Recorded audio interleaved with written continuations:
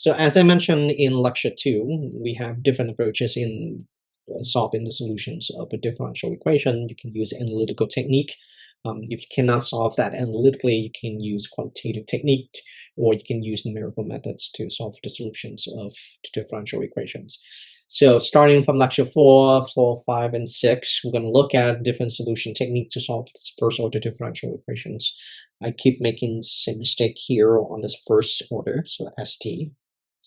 So in this lecture, after this lecture, you would be able to identify separable differential equations, and you solve for the first order differential equation using the separation of variables technique. All right, so what is the separable first order differential equations? So first order differential equations of the form dy dx equal to g of x times h of y.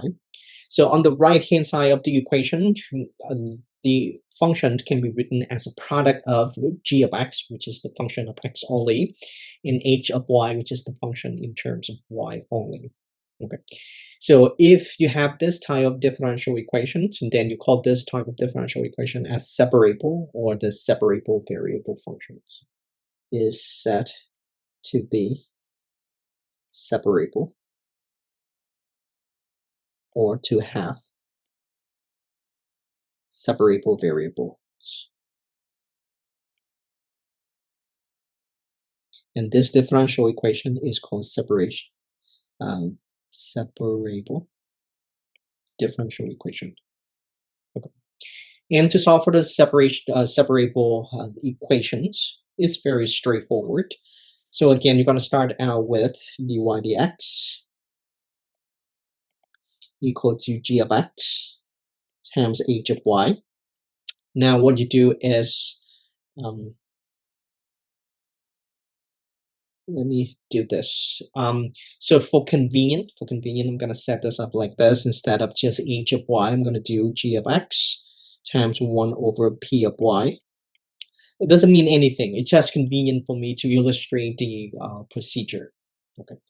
So you're going to separate anything related to x on one side of the equation and everything else related to y to the other side. Okay. So here's what you do: is separate anything related to x to one side of the equations,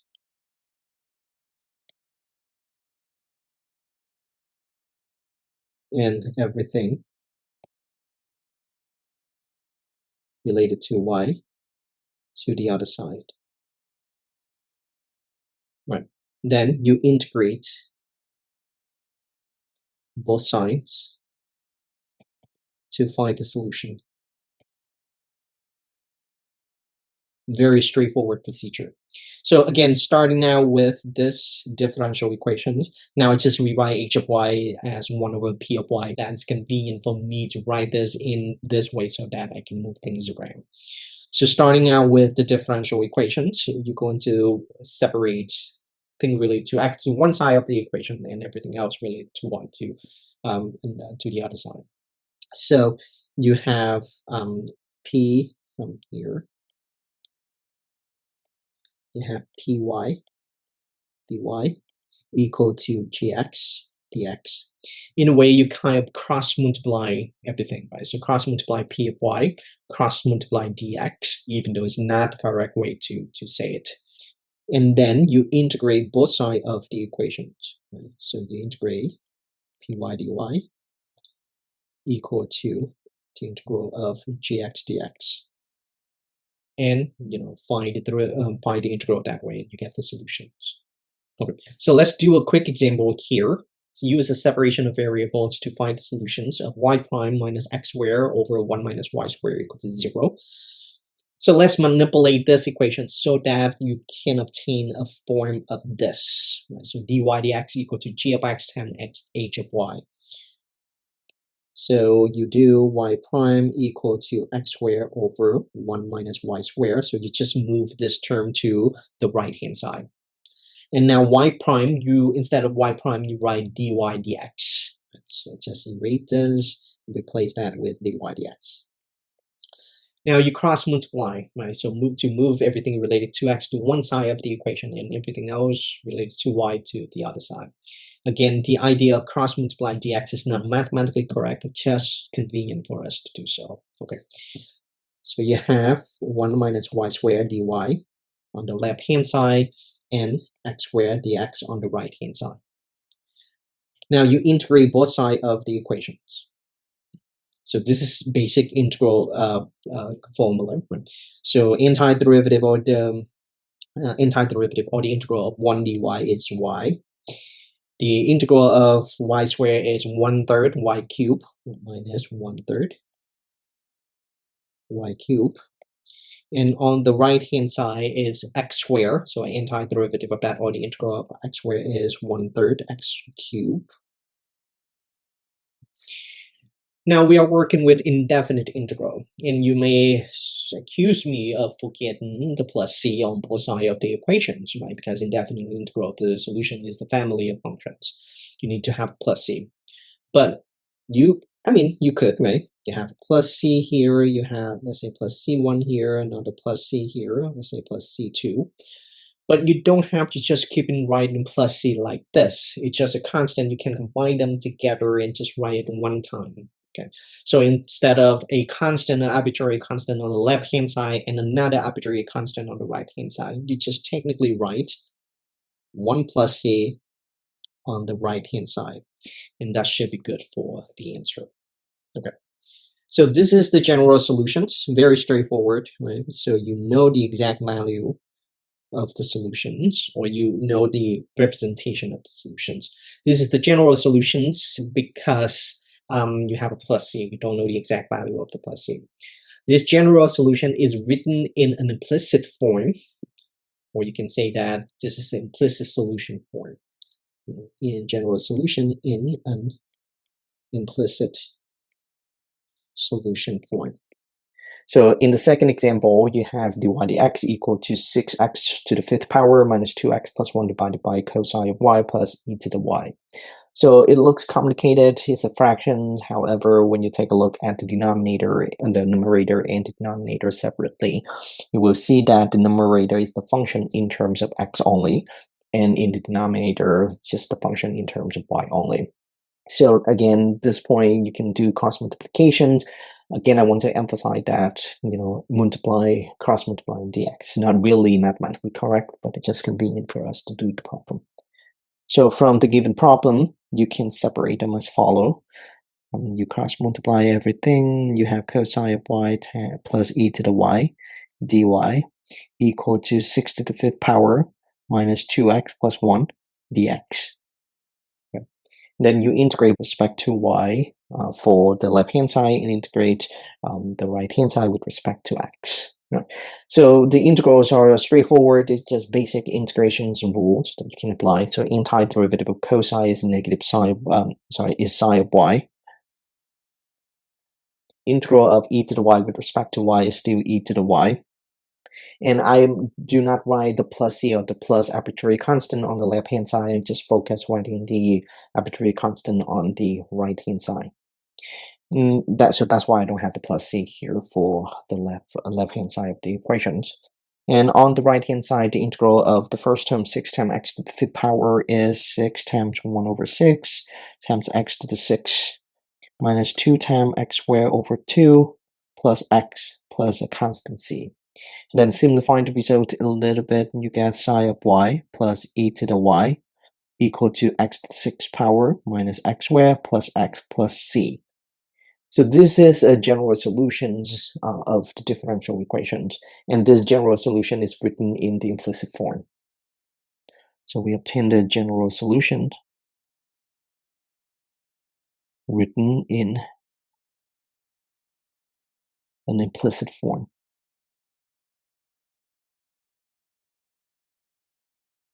So that's just example 2, very straightforward. There's no crazy technique that we need to use for to evaluate the integral.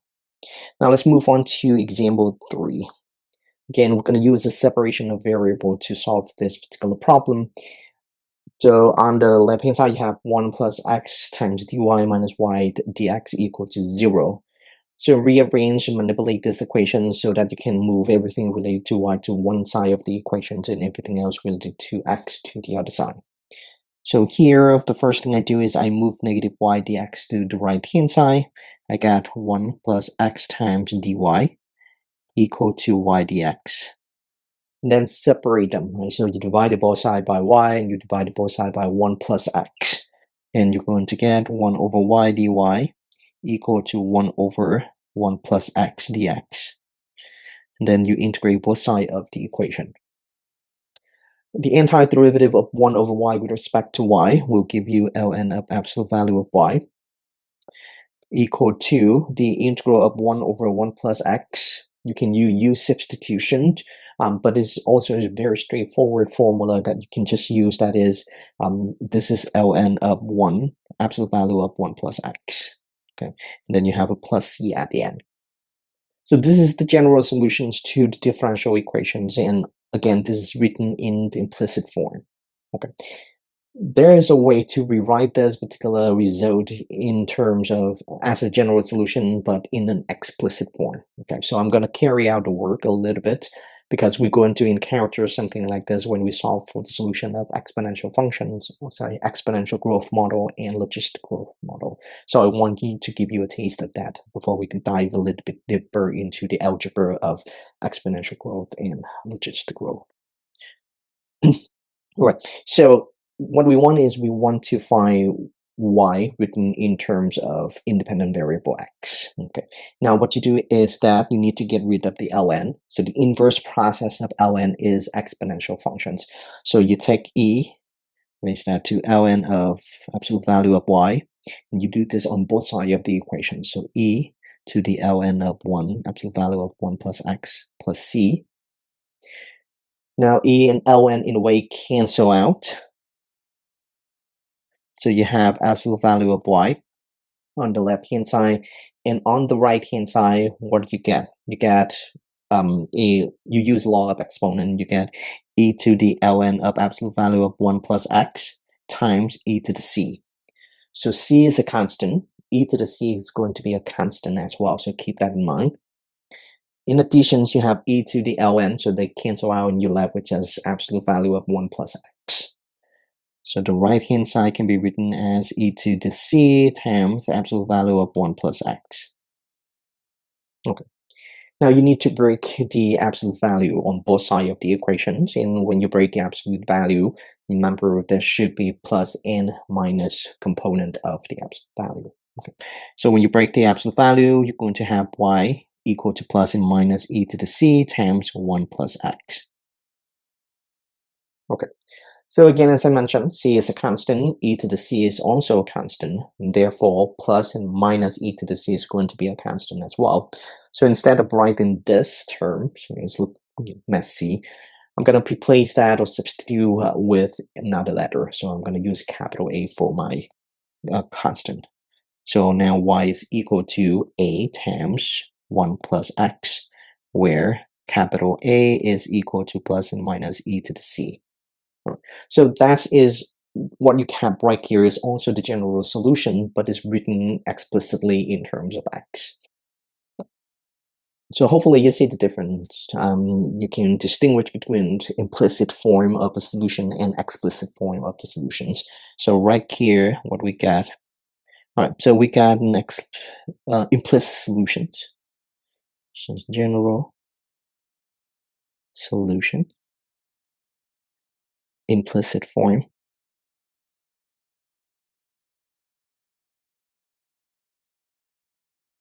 And at the end, what you got right here is also a general solution, but in an explicit form.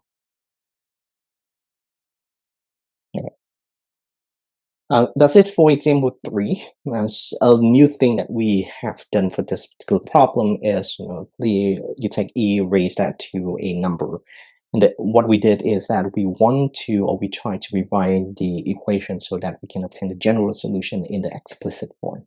Okay. Again, we're going to encounter something like this when we get to solving the exponential growth model and logistic growth model. Now, in example 4, you want to use a separation of variables method to find the solutions to the initial value problem. In this case, you have not only the differential equations, but also initial conditions. That means after getting the general solution, we need to utilize the initial conditions to find the exact value of C. And then later, we're going to write down something called particular solutions. Okay, so here's the work.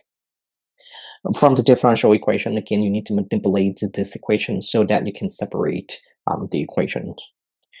So I'm going to move this term right here to the right-hand side.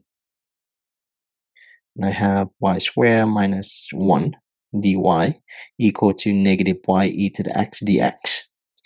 I divided both sides for y because I want to separate everything related to y to the left-hand side and everything else related to x to the right-hand side. So divided both sides for y.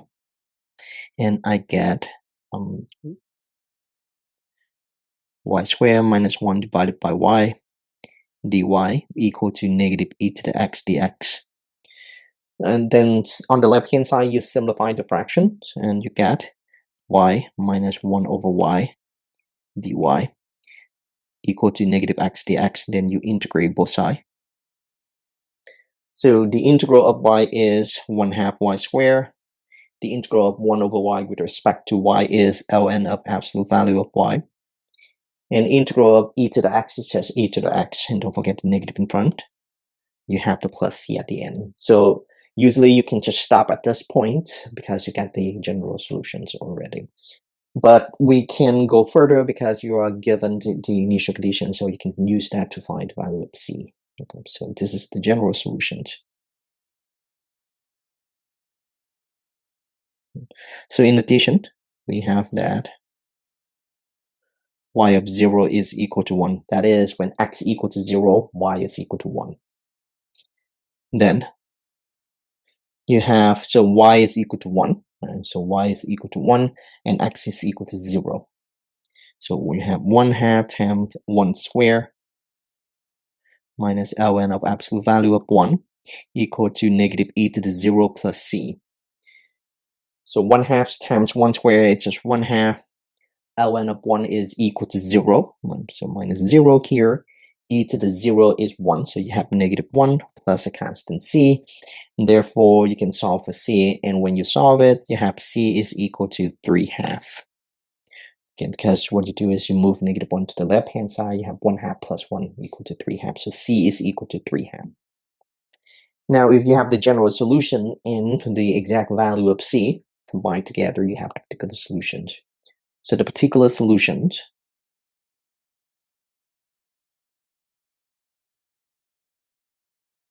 of the initial value problem is you have 1/2 y squared minus ln of y equal to negative x plus a constant c, in this case 3/2. So that's how you obtain the solutions to an initial value problem. You solve for the differential equation first to obtain the general solutions, then use the initial conditions to find the exact value of the arbitrary constant. With that, you will have the particular solutions. Okay, so that is example 4. So whatever we cover so far, the problems that we cover so far is just some arbitrary problems that we can just make up. Right? Now we move on to some of the application of separation of variables. We can use separations of variable to understand the dynamics of populations. I'm going to focus on 2 models. So the first one is exponential growth model. The second one is logistic growth model.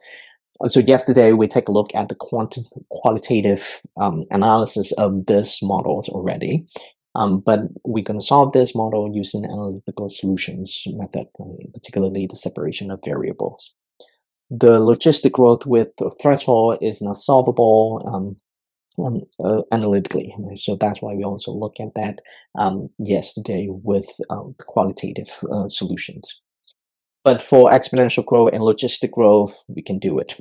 So exponential growth is a little bit easier to solve, and logistic growth is a little bit more involved. So let's go for this. For exponential growth, the initial value problem of an exponential growth model is of the form.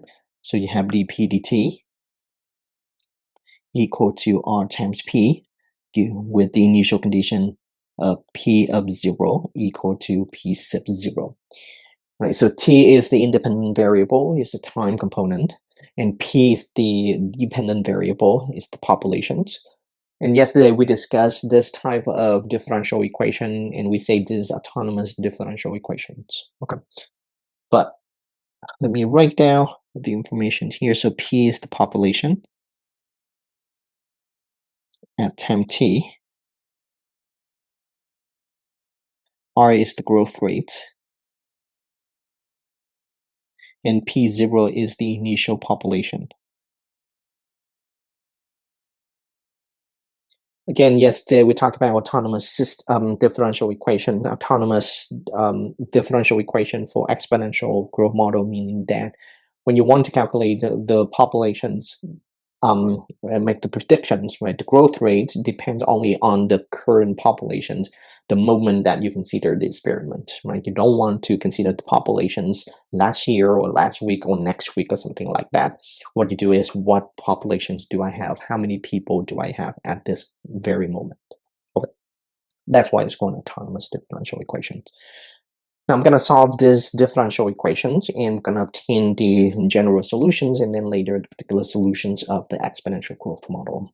So from the differential equation, I'm going to use the separations of variable. So we're going to start with dp dt equal to r times p. Now separate them, separate the equation. So p on one side of the equation and everything else to the other side. So I divided both sides for p and have 1 over p dp, and then r dt. Then you integrate both sides of the equation. On the left-hand side, antiderivative of 1 over p with respect to p is ln of absolute value of p equal to r times t plus some constant c. Okay. Now we are talking about populations, therefore the absolute value is redundant. Right? You don't care about the absolute value because p is always going to be greater than 0. So we're going to drop that eventually. Now what you do, this step is to find the value of p by itself. What you do is you take e, right, and raise to both sides of the equations. So e raised to ln of p, then e to the rt plus c. E and ln kind of cancel out. You're left with p by itself. Now e to the rt plus c, you can rewrite that at e to the rt plus, times e to the c. We use a law of exponent. So c is the constant, e to the c is also a constant. So instead of writing e to the c, I'm going to choose capital A as an arbitrary constant in this case.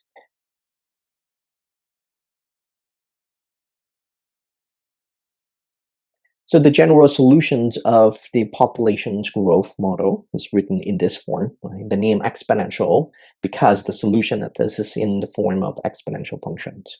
So just general solutions.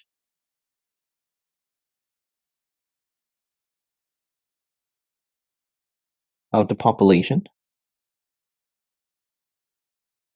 at any time t is, you have p of t equal to a times e to the rt.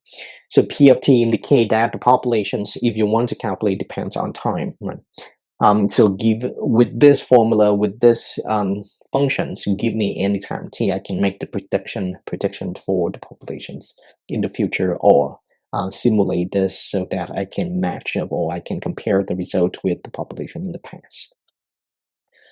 So this is the general solutions. You are also given the initial conditions. With the initial condition, we can find the particular solutions. So given p of 0 equal to p naught, okay, so the initial populations we get. So when t equal to 0, p is equal to p0. So p of 0 equal to a times e to the rt. For t is equal to 0, so just e to the 0. P of 0 is b naught. E to the 0 is 1, so the capital A is equal to p0. Then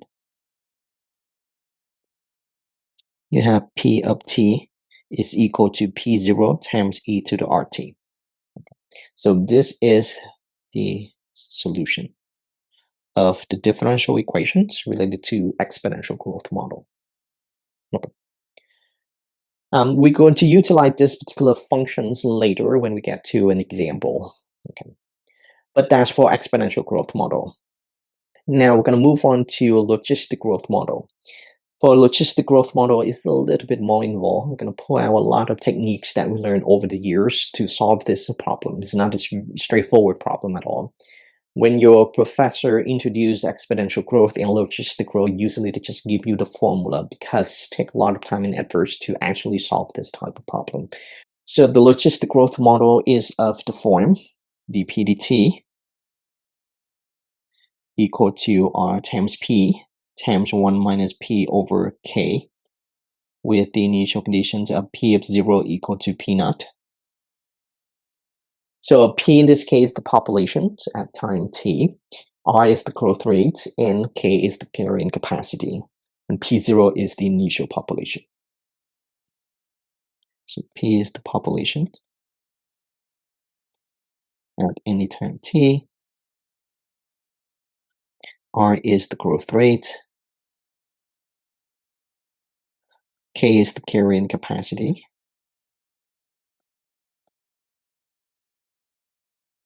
p naught is the initial population. Okay. So the differential equation is also autonomous differential equations. Right? And this is a separable differential equation. So we're going to solve this differential equation using the separation of variables method. So given dp dt equal to r times p times 1 minus p over k. So I'm going to move everything related to p to the left-hand side and everything else related to t to the right-hand side. So I divided both sides for this product, and I got 1 over p times 1 minus p over k dp equal to r dt. Then you integrate both sides of the equations. So the right-hand side is very straightforward. You have seen this in the last example. This one is equal to RT plus a constant C. Now on the left-hand side, we're going to run into the problem that is you have a fractions where the denominator is a product of two terms. What you do is we have a technique in calculus 2, it's called integration involving partial fraction decompositions. I'm going to use that to solve the second or the left-hand side. We use integral involving partial fractions decompositions to evaluate the integral on the left-hand side. Okay. So here's what you're going to do. You're going to take out the integrand. That is 1 over p times 1 minus p over k. So in the denominator is a product of two terms, and both terms are linear terms. So linear, because p is raised to the first power only. This is also linear, again, because p is raised to the first power only. When that is the case, you separate them as follow. You have some capital A over p plus some capital B over 1 minus p over k, like that. That's separations of, that is a partial fraction decompositions. You decompose into two smaller fractions. Now, the next step is to combine the two fractions on the right-hand side together. Right? Find the common denominator, and then you get a times 1 minus p over k plus b times p divided by p times 1 minus p over k. The left-hand side at this point remains the same. So the denominator on both sides of the equation is the same. You just need to match the numerator together. So you have 1 equal to a times 1 minus p over k plus b times p.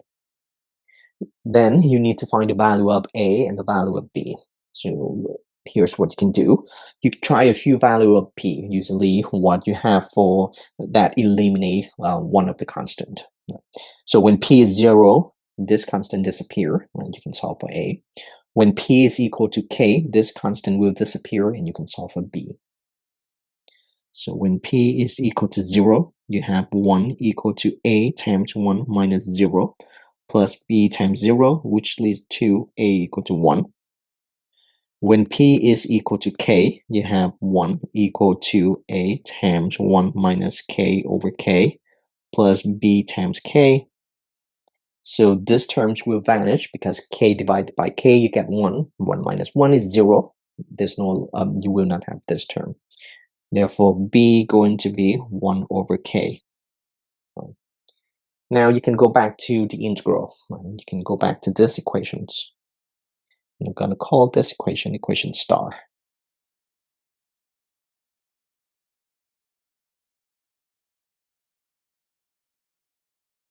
So from star, we get that the integral, instead of just 1 over p times 1 minus p over k, now it gets separated into two different integral. So let's start with 1 over p plus k, 1 over k divided by 1 minus p over k dp. And on the right-hand side is du RT plus a constant c. I will continue simplifying this second fraction here. So you put out a k, and you will have something like this. The integral of 1 over p plus 1 over k times 1 minus p over k dp equal to RT plus a constant c. And you distribute k to the parentheses, and you get 1 over p plus 1 over k minus p dp equal to RT plus c. Then you separate this into two different integral, 1 over p dp plus 1 over k minus p dp equal to RT plus a constant c. So the first integral is going to be ln of absolute value of p. The second integral is 1 over k minus p with respect to p. For this integral, you can use substitution or integration by substitution to get the answer. But if you know the shortcut, you can use the shortcut as well. This gives me negative or minus ln of absolute value of k minus p. Remember, from this step to this step, if you know the shortcut, you can use the shortcut. If you don't know the shortcut, you need to use integration by substitution to arrive at the answer. Okay. This is equal to RT plus a constant c. So in a way, that's it for the solutions to the differential equation, to the logistic growth model. Okay, this is the general solution written in the implicit form. But normally they don't use this particular equation at all. They want to solve for p explicitly in terms of t. Okay, and that's what we're going to do. Okay. But for the general solutions, I'm going to do a little bit of manipulations, still leave it in terms of implicit form. But when I find the particular solutions, I will solve the problem so that p is written explicitly in terms of t. General solution, implicit form. Particular solution, explicit form. Okay, that's what I'm going to do. So from now, at this point, I'm going to combine these two logarithmic functions together. So using a logarithm. That is ln of absolute value of p over k minus p is equal to RT plus c. Now to get rid of the ln, you're going to do just take e and raise to both sides of the equation just like we did.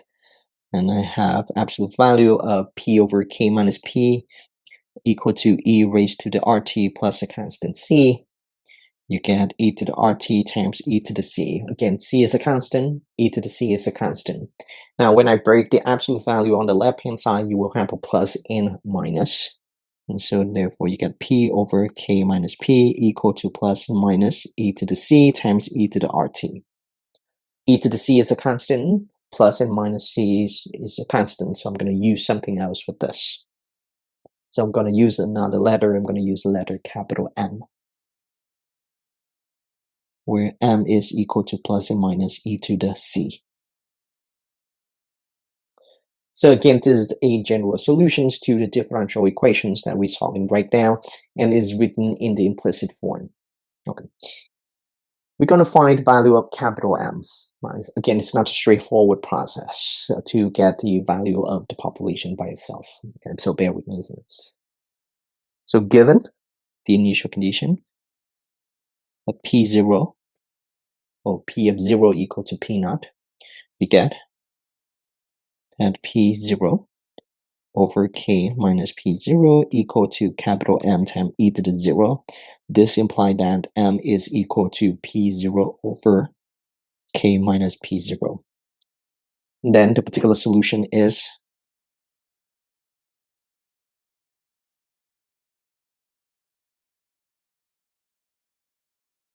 you have P over K minus P equal to P0 over K minus P0 times e to the RT. Okay. So we are not done yet. What I'm trying to do next is I want to solve for P by itself, right? So P will equal to something related to the independent variable T. So from here, from this step, I'm going to cross multiply K minus P. So I have P on the left-hand side. On the right-hand side, I get P0 over K minus P0 times e to the RT times K minus P. And then I distribute the coefficients, this coefficients into the parentheses. I get P equal to P0 over K minus P0 times e to the RT times K minus P0 over K minus P0 times e to the RT times P. And then I move this term to the right, to the left-hand side. So P plus P0 over K minus P0 times e to the RT times P. The right-hand side is P0 over K minus P0 times e to the RT. Now I'm going to bring the K into the numerator. So it's the same thing. So that's what I got so far. Now what I'm going to do next is that I'm going to multiply both sides of the equation by K minus P0. So multiply that, I got P times K minus P0 plus P0 times e to the RT times P equal to P0K times e to the RT. Okay. On the left-hand side, I take P as the common factor.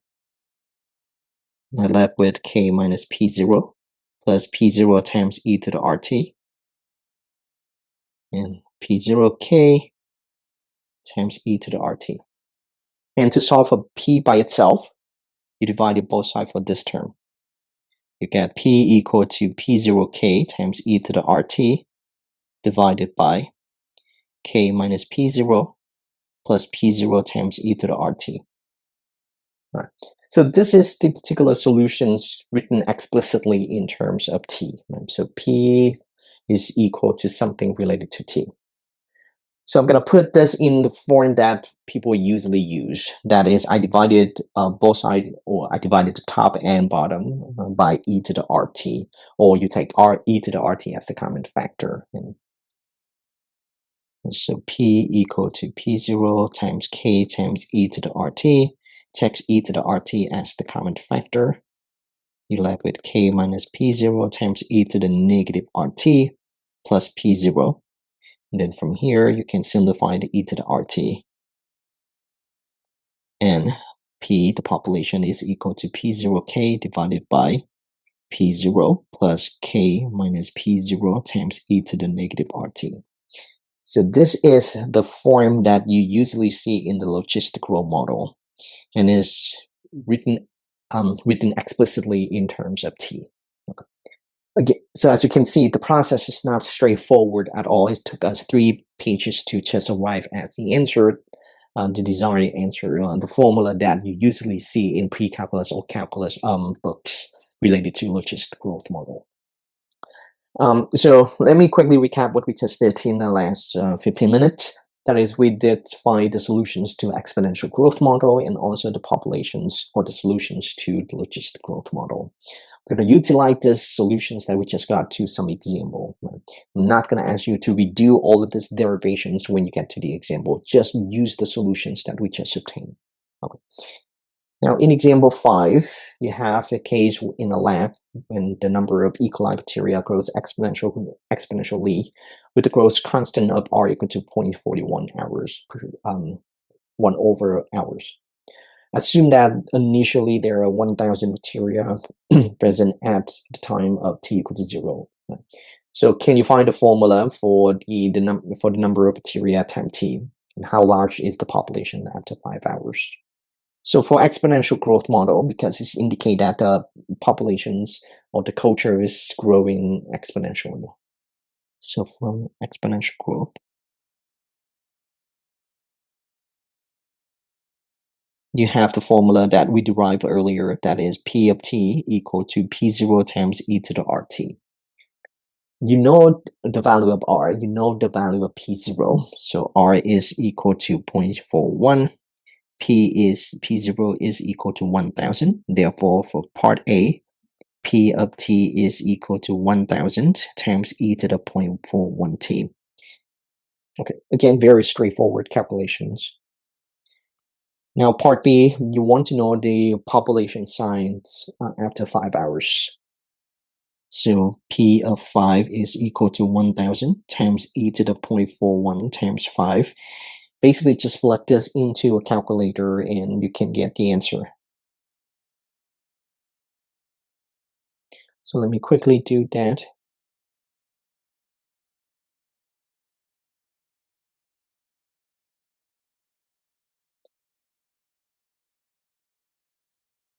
So 1,000 times 1.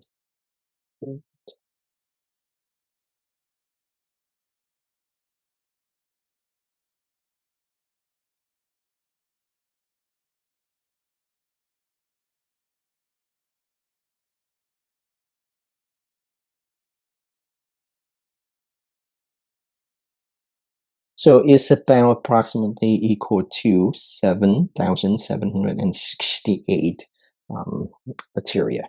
Okay, so this is, again, very straightforward process. When you do this type of calculation, you're going to have decimal numbers. You route up to the whole number, right? So it's better that way. So that's example 5 related to exponential growth model. Now, number 6, we talk about logistic growth model. So a population of bacteria in a culture is 50 million and is growing at the rate of 5 million per hour. Assume the carrying capacity is 1 billion. Use 1 million as a base unit, so 1 billion is 1,000 of a million. Okay. Now, can you write the logistic differential equation using the data? So the logistic growth model that we obtained earlier is, so logistic growth is P of t equal to P0 times K divided by, let me go back to our derivations here, divided by P0 plus K minus P0 times e to the negative RT, where R is equal to 2, P0 is equal to 50, and K is equal to 1,000. Again, carrying capacity K is equal to 1 billion, but the base unit is 1 million, so it's 1,000. 1 billion is 1,000 of 1 million. So in A, you get P of t is equal to 50 times 1,000, altogether divided by 50 plus 1,000 minus 50 times e to the negative 2t.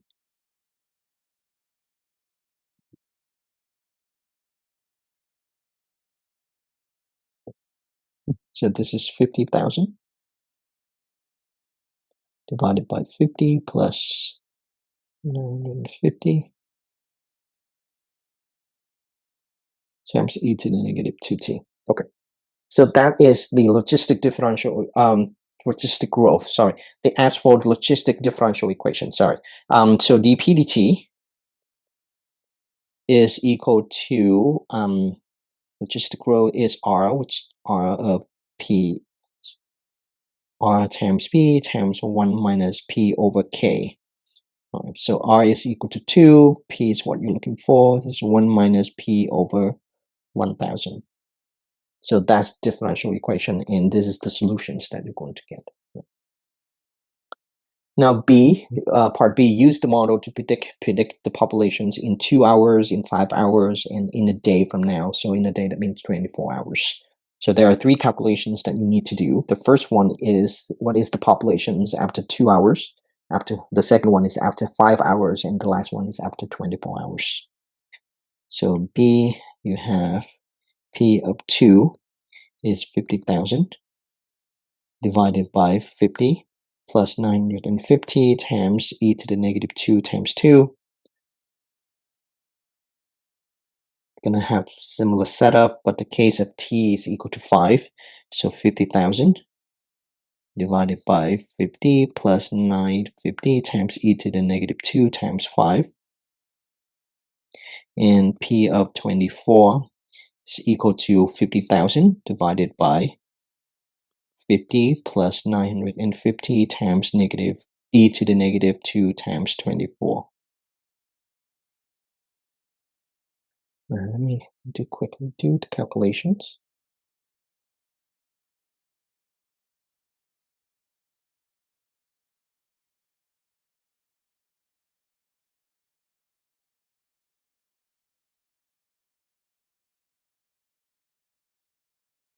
So it's about 742 million.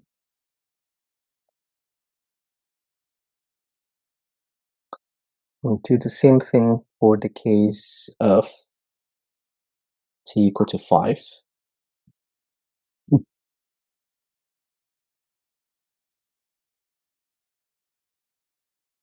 Let's say about 1,000.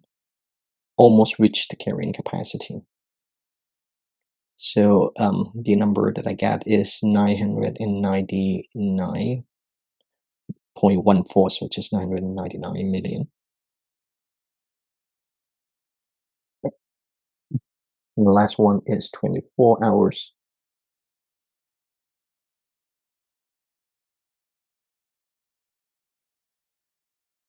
So 1,000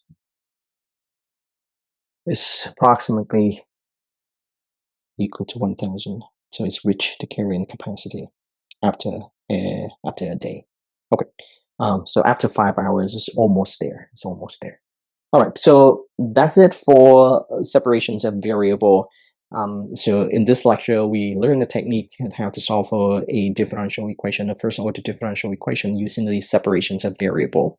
The idea is we can try to separate anything related to y to one side of the equation, anything related to x to the other side. Right?